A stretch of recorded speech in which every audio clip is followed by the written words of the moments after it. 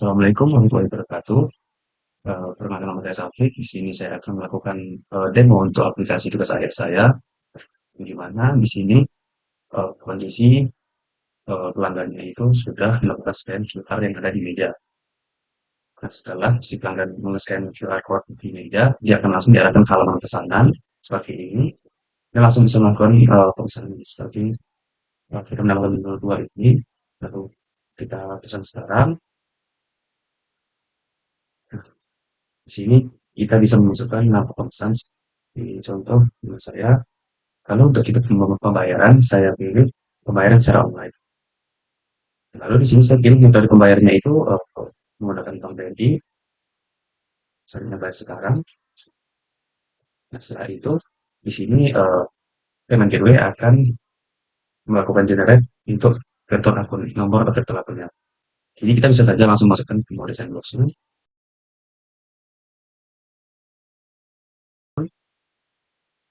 baru kita melakukan konfirmasi untuk pembayaran. Nah, setelah statusnya udah sukses, di sini kita perlu cek status di bagian bawah sini.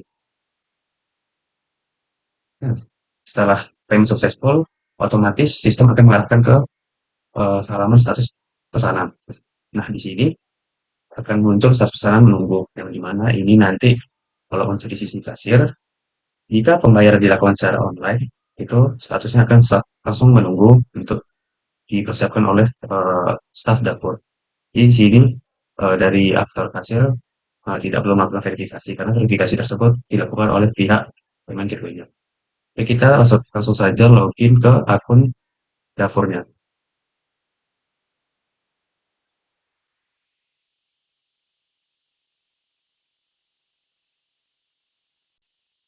Nah, di sini setelah kita login sebagai staf dapur, kita akan langsung diarahkan ke halaman pesanan. Di sini kita bisa melihat list-list atau daftar pesanan yang sudah masuk ke dalam sistem. Di mana di sini sistem akan selalu eh, melakukan fetch data setiap 10 detik sekali agar pesanan yang masuk itu selalu sinkron, tidak perlu di-refresh secara manual. Nah, lanjut saja di sini. Tadi kan kita sudah melakukan pesanan. Yang ini kita bisa langsung update status kalau kita ingin melakukan proses pesanan seperti ini. Nah, setelah after dapur menandain bahwa pesanan itu akan diproses, di sisi pelanggan juga akan terupdate statusnya menjadi terproses. Nah, bagaimana kalau uh, pesanannya sudah siap? Di sini si aktor dapur bisa langsung tandai juga seperti tadi, dia langsung tandai siap. Di pihak pelanggan juga langsung update juga statusnya di sini. Nah, setelah pesanannya sudah siap dipersiapkan oleh staf dapur, di sini staf dapur bisa langsung selesaikan pesanan, di mana ini menandakan bahwa pesanan ini siap diantarkan kepada pelanggan. Jadi si staf dapur hanya perlu mengupdate-nya lagi seperti ini. Nah, setelah pesanan selesai, di sini barulah di sisi pelanggan, nah pesanannya selesai. Yang dimana ini menandakan bahwa pesanannya akan diantarkan. Lalu di sisi pelanggan, nanti di invoice-nya ini kita dapat mencetak struk invoice dalam bentuk PDF. Seperti ini. Di sini ada tombol struk invoice. Kita tekan saja. Nah, di sini ada invoice detail pemesanan si pelanggan tadi terkait nomor pesanan, nama pelanggan, tanggal pemesanan, list pesanan apa saja, dan hingga rincian-rincian harga, hingga total harganya berapa. Nah, di sini kita juga bisa langsung download invoice sebagai PDF. Nah, di sini kita langsung buka saja. Nah, beginilah tampilan invoice yang setelah kita download dari PDF tadi. Baik, itu di sisi pelanggan.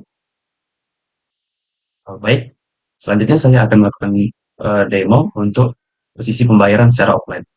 Di sini dengan kondisi yang sama, saya telah melakukan scan kode QR pada meja. Nah, di sini kita langsung saja memesan makanan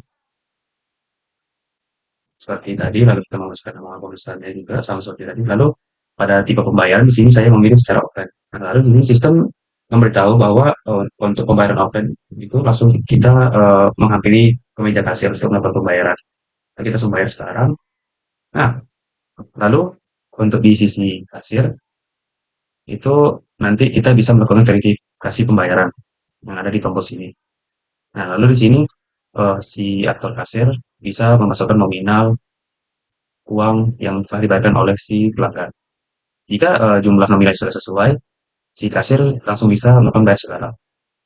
Nah, setelah kita memverifikasi pembayaran, statusnya sama seperti tadi, langsung menunggu untuk diproses oleh staf dapur. Jadi kita login saja sebagai staf dapur untuk melihat pesanannya.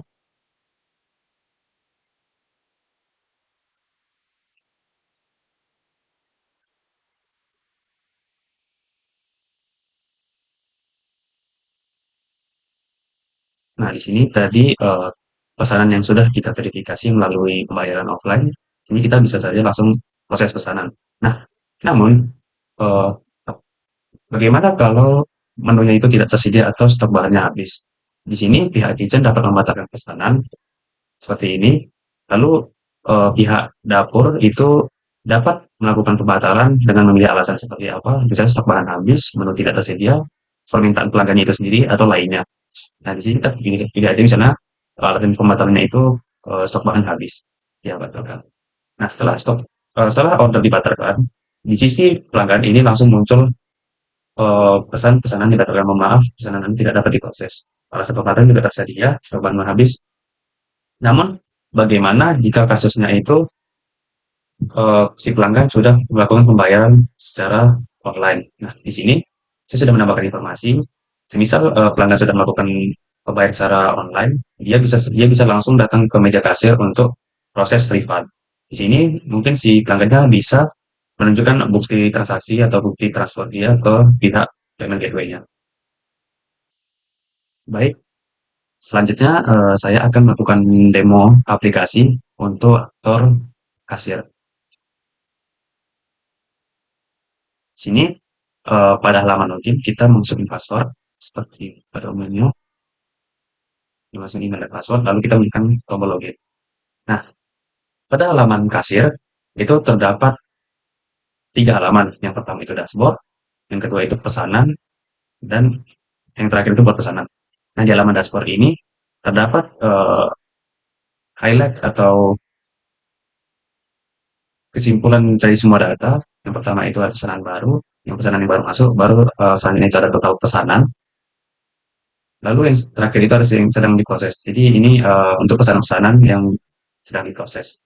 Lalu di bawahnya ini kita bisa lihat ada pesanan aktif, yang dimana ini pesanan yang udah diproses sama staf dapur. Entah itu dia lagi diproses atau udah siap disajikan. Di sini akan tampil. Lalu pada section kedua itu ada pembayaran. Nah, di sini staf kasir bisa melakukan verifikasi pembayaran langsung di halaman dashboardnya sebagai shortcut kasir. Nah, di sini seperti ini. Oke, selanjutnya pada halaman pesanan. Nah, di sini merupakan list atau daftar pesanan yang dari pelanggan yang dimana itu semisal butuh verifikasi pembayaran dari pihak kasir. Seperti ini kita bisa filter sebagai by status seperti menunggu. Di sini ada muncul beberapa pesanan yang status menunggu diproses oleh sektor staf dapur. Selanjutnya ada yang diproses. Di sini kita bisa melihat menu apa atau pesanan apa saja yang sedang diproses oleh staf dapur. Akhirnya ini siap. Yang dimana ini kita bisa melihat pesanan mana yang sudah siap. Lalu yang terakhir ini selesai. Sinilah list pesanan-pesanan yang sudah selesai diantarkan kepada pelanggan. Lalu selanjutnya itu menu buat pesanan. Nah, di sini si kasir bisa melakukan buat pesanan sendiri. Tujuannya untuk sebagai contoh, saya melakukan reservasi secara online melalui eh, WhatsApp atau langsung menghubungi pihak restoran. Jadi ini kita langsung saja pilih meja, misalnya nomor 6, lalu untuk pesanan bisa saya pesan ini. Nah, setelah saya menambahkan ini, lalu langsung saya tekan buat pesanan. Nah, pesanan yang dibuat oleh kasir itu langsung masuk ke halaman pesanan tadi, seperti ini. Lalu di sini pihak kasir bisa melakukan pembayaran. Nah, di sini pihak kasir bisa melakukan pembayaran. Misal eh, si pelanggan yang memesan secara personal tadi bisa membayar secara tunai atau online. Nah, online ini si kasir bisa langsung memilih saja online atau tunai, lalu melakukan bayar sekarang. Oke, ini pesanannya sudah diverifikasi. Sisanya tinggal menunggu staf dapur memproses pesanan tersebut. Mungkin kita bisa saja langsung ke aktor staf dapur.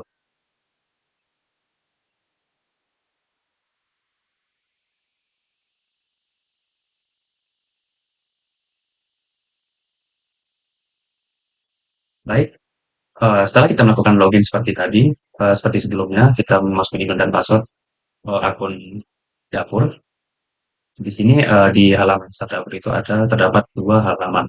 Yang pertama itu halaman pesanan, lalu yang kedua itu halaman stok bahan, di mana nantinya staf dapur ini bisa list atau bisa mengubah jumlah stok bahan di dapur.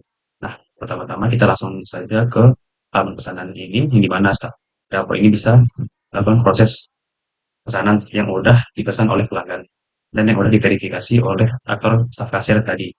Nah, ini pesanannya, kita langsung proses saja pesanan. Nah, lalu jika pesanan itu sudah siap diproses, kita bisa langsung tandain bahwa pesanan ini sudah selesai, sudah siap untuk menandakan bahwa pesanan ini sudah siap untuk disajikan. Nah, kalau sudah siap, di sini kita bisa saja langsung menyelesaikan pesanan tersebut dengan menekan tombol ini lagi. Ya, selesai. Nah, dengan begitu, pesanan tersebut sudah diselesaikan oleh dapur. Nah, lalu di sini eh, staf dapur juga bisa melihat detail pesanan dari si pelanggan seperti ini. Atau semisal ada catatan, nanti catatannya akan muncul sini seperti ini. Mungkin si pelanggan tidak mau eh, gula atau apa, di sini bisa langsung muncul. Nah, selain bisa menyelesaikan pesanan, di sini staf dapur juga bisa membatalkan pesanan. Dan di sini tujuan si staf dapur membatalkan itu seperti tadi bisa membatalkan untuk alasannya sebagai stok bahan habis, menu tidak tersedia, permintaan pelanggan atau lainnya. Di sini kita bisa saja langsung memilih menu tidak tersedia. Dengan begitu pesanan akan langsung dibatalkan. Selanjutnya kita ke menu stok bahan. Nah, di sini aktor dapur bisa menambahkan stok bahan. Sebagai contoh saya menambahkan bahan di sini, ikan, kalau jumlah bahan di sini aktor untuk dapur bisa memasukkan jumlah bahan yang sudah tersedia saat ini. Misalnya ada 10. Lalu di sini kita pilih pilih satuan. Dan di sini bisa kita pilih kilogram. Lalu minimum stok. Nah, di sini staf dapur bisa menambahkan minimum stok untuk menentukan batas bawah di mana stok itu mungkin bisa dilabeli status menipis nantinya. Jadi kita masukin saja minimalnya itu 5, lalu maksimumnya. Nah, di sini kita menentukan stok maksimum untuk bahan ini. Bisa kita maksimal itu 20 tentang tambah bahan. Nah, setelah ditambah nanti, nah, ini kita langsung saja cari stok bahannya. Yang kita tambahin tadi itu yang ikan. Di sini kita langsung saja melihat detailnya.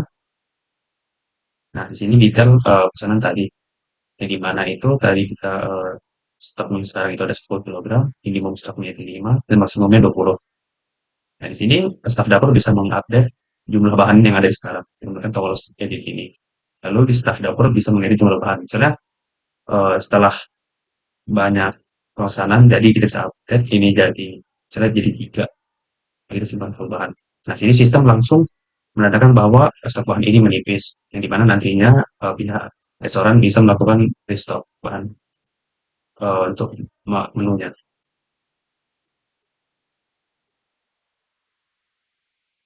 Oke, selanjutnya sini staf dapur juga bisa menghapus data stok bahan seperti ini. Jadi saya menghapus data ini. Kenapa? Lalu di sini di halaman ini akan muncul pop-up konfirmasi penghapusan data. Kita tekan ya hapus. Nah, di sini data langsung terhapus dari sistem. Baik, selanjutnya saya akan melakukan pendemoan itu aktor manager.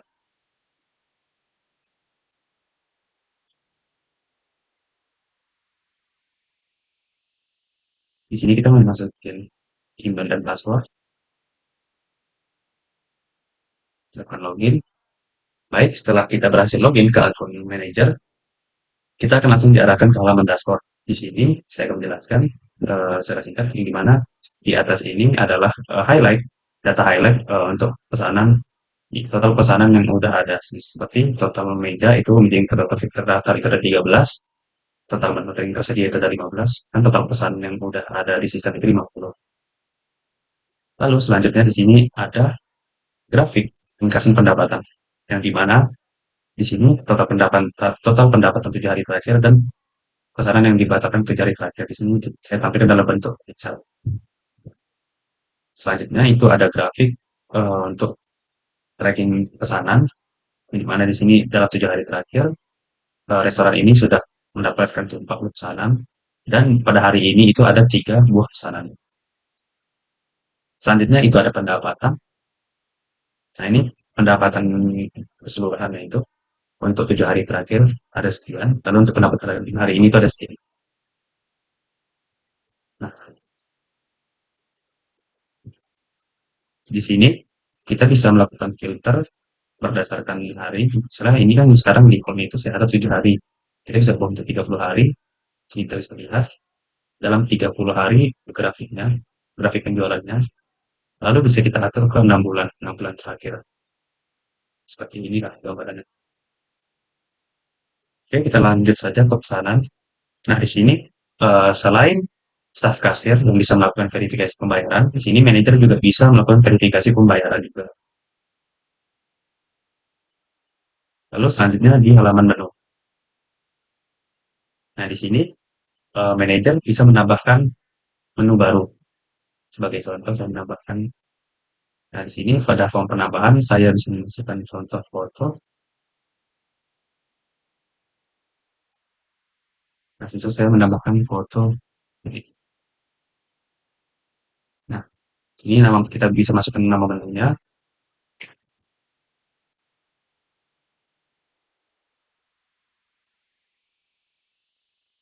Lalu di sini kita bisa memasukin harga menu. Lalu setelah kita menentukan harga menu, di sini kita bisa memasukkan deskripsi menu.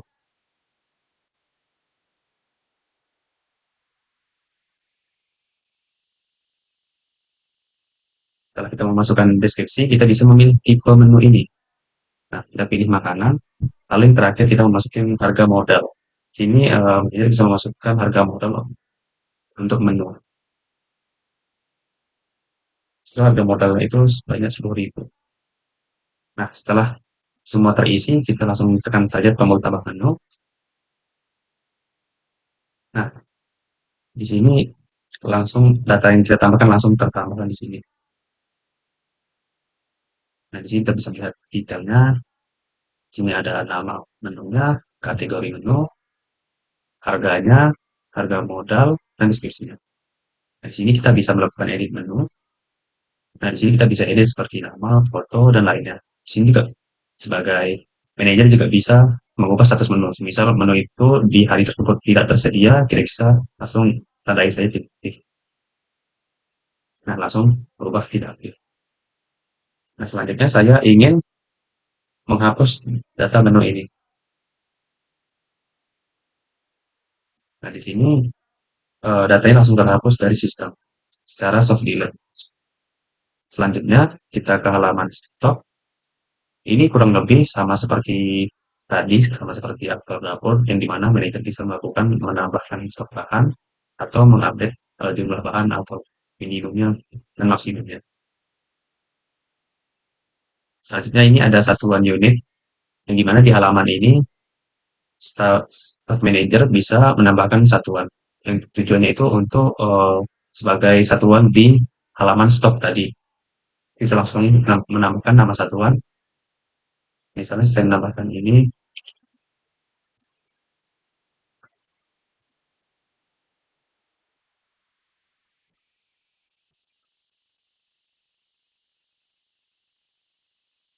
Lalu kita memasukkan singkatan. Lalu kita tekan simpan. Nah, di sini data sudah tertambah di sistem. Lalu di sini kita juga bisa melakukan edit satuan. Di sini saya ingin update namanya. Kita simpan. Nah, di sini sudah ada namanya sudah terupdate. Lalu yang terakhir di sini manajer juga bisa menghapus satuan. seperti ini. Oke, yang di mana data sudah terhapus dari sistem. Selanjutnya yaitu meja makan. Nah, di sini staff manager bisa menambahkan meja makan ke sistem yang di mana nanti sistem akan langsung mengenerasikan kode QR-nya untuk di-scan. Ini bisa saja langsung kita tambahkan misalnya contoh meja 14. Ya, di sini kita hanya perlu masukkan nomornya saja, lalu kita tekan generate QR. Nah, di sini QR langsung tergenerate dan kita bisa unduh kode QR-nya seperti ini. Nah, beginilah kira-kira bentuk kode QR-nya. Ini sudah saya download tadi. Di mana ini sudah bisa di-scan oleh pelanggan nantinya. Selanjutnya itu di halaman menu staff. Nah, di sini manajer bisa menambahkan akun untuk staff-staffnya seperti share atau staff kitchen. Ataupun dia juga bisa menambahkan akun manajernya itu sendiri. Sini kita bisa menambahkan staff sebagai contoh itu namanya. Kita untuk menambahkan kitchen satu. Lalu kita semua memasukkan emailnya dan satu kita tekan code. Nah, setelah masukin email, kita bisa memilih role untuk staff baru ini. Sebagai contoh sini saya memilih sebagai kitchen. Kita tambah staff. Kita menambah staff. Karena staff ini sudah ada. Kita coba tambahin staffnya lagi.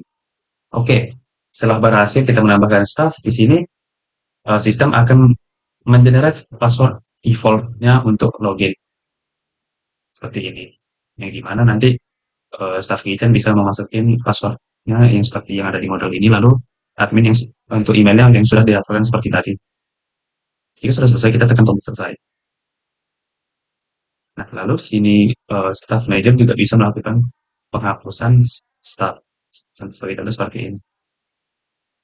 Nah, yang dimana data staff akan langsung dihapus dari sistem. Baik, selanjutnya itu ada di halaman laporan penjualan. Nah, di sini ada ada beberapa section. Yang pertama itu prediksi penjualan, di mana ini saya menggunakan teknologi AI, Rhino Forest, untuk melakukan tren prediksi seperti yang kita lihat. Sini adalah bentuk grafik.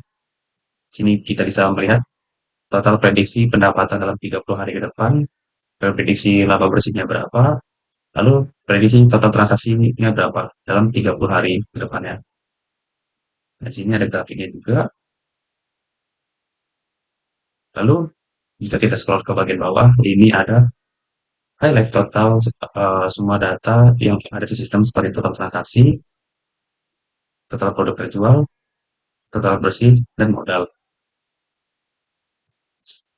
Di mana ini data yang sudah ada di sistem. Nah, lalu di prediksi, kita kembali lagi ke section prediksi tren penjualan. Di sini si manager juga bisa memilih eh, periode dalam 14 hari. Nah, dalam 14 hari begini datanya, lalu dalam 7 hari bagaimana. Nah, seperti ini. Nah, untuk training data ini, nah data ini di training berdasarkan data lokal story laporan penjualan dari pihak restoran ini. Yang dimana itu minimal data untuk trainingnya itu minimal 2. Nah, untuk data sekarang saya training itu sudah ada 72 dan data yang diuji itu 19. Oke, kita selanjutnya bisa lanjut saja ke bagian tambah laporan. Nah, di sini ya manajer juga bisa membuat laporan penjualan. Bisa saya membuat laporan penjualan dengan judul laporan penjualan bulan ini. Lalu kita masukkan saja tanggal laporan penjualannya, total transaksi kita masukin berapa, penjualan 10, lalu total produk yang terjual itu ada 20. Nah, di sini kita bisa memasukkan model yang terdaftarkan di hari tersebut. Nah, lalu di sini kita bisa memasukkan pendapatan kotor yang sudah ada sebelumnya. Jadi, Signiter ini hanya memasukkan dalam sistem. Kita masukkan saja pendapatan kotornya sebesar. Lalu yang terakhir kita bisa memasukkan pendapatan bersih. Nah, Setelah semua data terisi, kita bisa langsung saja simpan laporan. Nah, yang di mana datanya akan muncul di sini. Jadi kita bisa langsung lihat detail. Nah, ini sudah laporan penjualan bulan Juli. Lalu kita bisa melakukan download laporan dalam bentuk PDF atau Excel. Sebagai contoh, saya download sebagai Excel. Nah, gitu. Jadi kita buka saja file Excel. Nah, berikut adalah hasil generate file Excel-nya. Kita juga bisa melakukan download sebagai PDF. Nah, berikut adalah contoh dalam bentuk format PDF-nya. Nah, selanjutnya itu kita bisa melakukan menghapus laporan seperti ini. Ketika dia hapus dan data langsung terhapus dari sistem.